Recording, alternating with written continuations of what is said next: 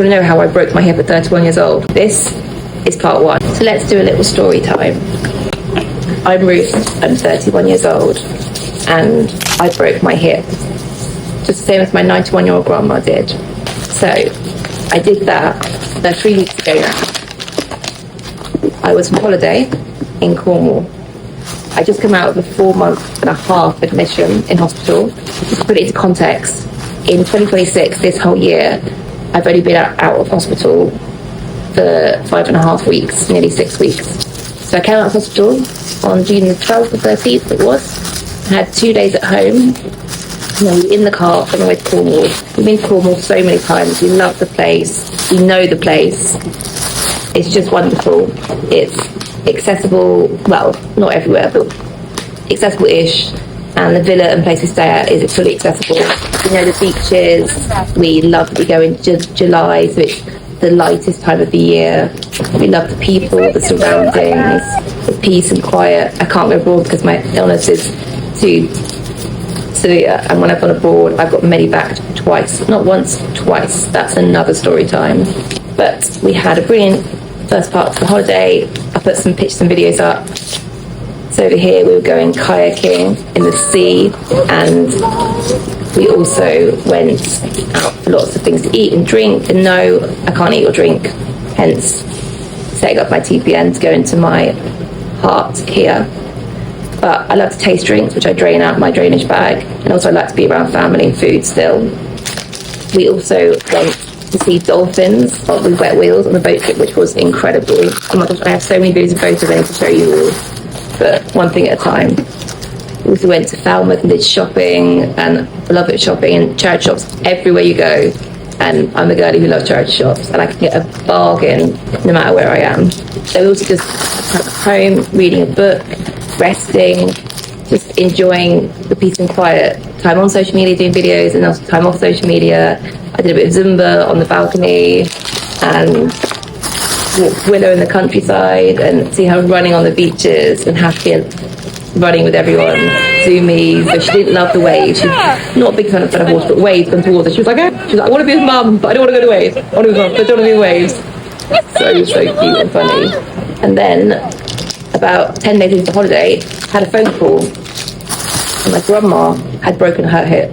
So it goes from a great holiday to panic that grandma,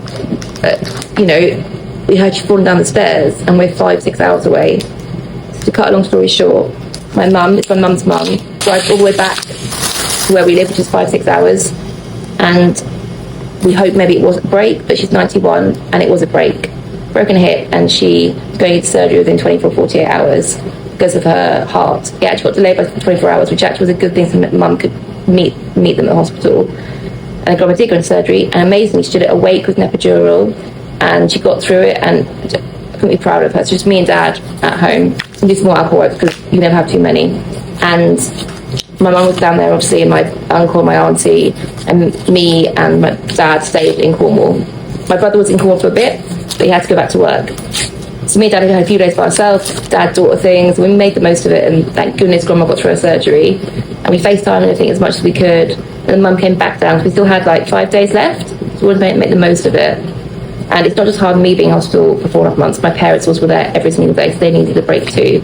So mum came back down, and on the day she came back down, she drove early, was back by like 10 a.m. to beat the traffic.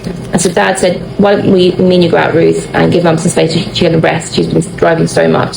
So we went to Perranporth, one of our beaches, and it's a massive beach. I can ride on my tri-ride, my little bike. This is my little bike here. So it's electric, and I don't ride really fast, but it means I can go on the sand. I push you onto the sand, and once you're on harder sand, it means you can go really fast, you can ride, your heart's content, and I love it. And one of my things on my bucket list was to fly a kite, and I did it with my brother previously in the earlier in the week, but it was quite cold, so we wanted to do it on a sunny day. It was really sunny, beautiful. There's a lot of people, in hindsight, I know, but we started doing the kite. Dad untangled it, and I said, leave it, Dad. No, Ruth, we're going to fly the kite. Anyway, I started flying the kite. Dad starts recording, and then there was too many people, and I was going in between. It was doing okay. Then I saw a family in front of me, and I thought, oh my gosh, the kids started moving, so I didn't want to go into them, obviously.